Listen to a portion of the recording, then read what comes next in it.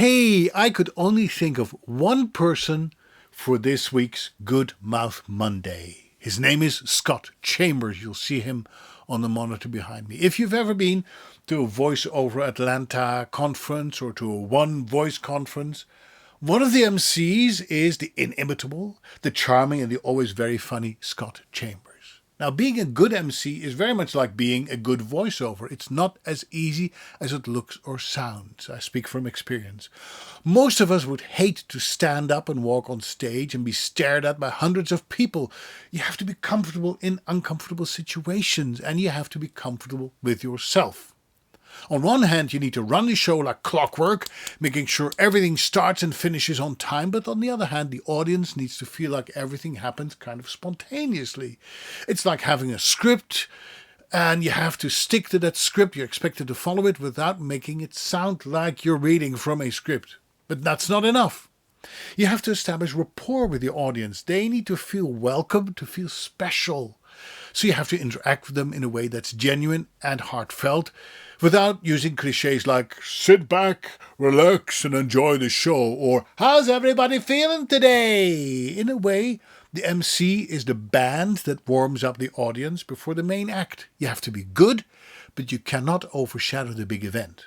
Quite often the MC also has to interview guests, which means you need to do your research and be ready for anything that comes back to you. This is an art in and of itself, and I think Scott has mastered that art. Lastly, as an MC, your job is to keep the sponsors happy and to keep the audience safe. The sponsors are in part paying for the event and deserve to be applauded.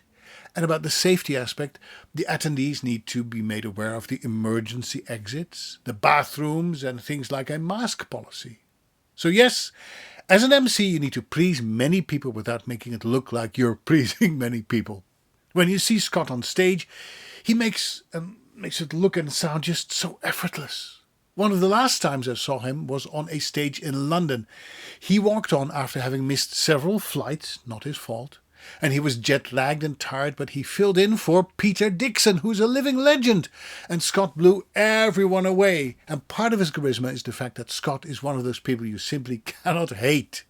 On a scale from 0 to 10, his likability factor is at least an 11 or 12. Now imagine my surprise when I read the following message from Scott on social media. I was mugged and brutally beaten this week. It was a pretty painful ordeal. I ended up being hospitalized and had a minor surgery. I'm back home, resting and on the mend. The swelling and bruising will eventually go away. The concussion and broken bones will heal. I am just lucky to be alive. Why does bad stuff always happen to good people? People like Scott Chambers? Why? Scott, thank you for all you do for the voiceover community. May you continue to heal physically and emotionally.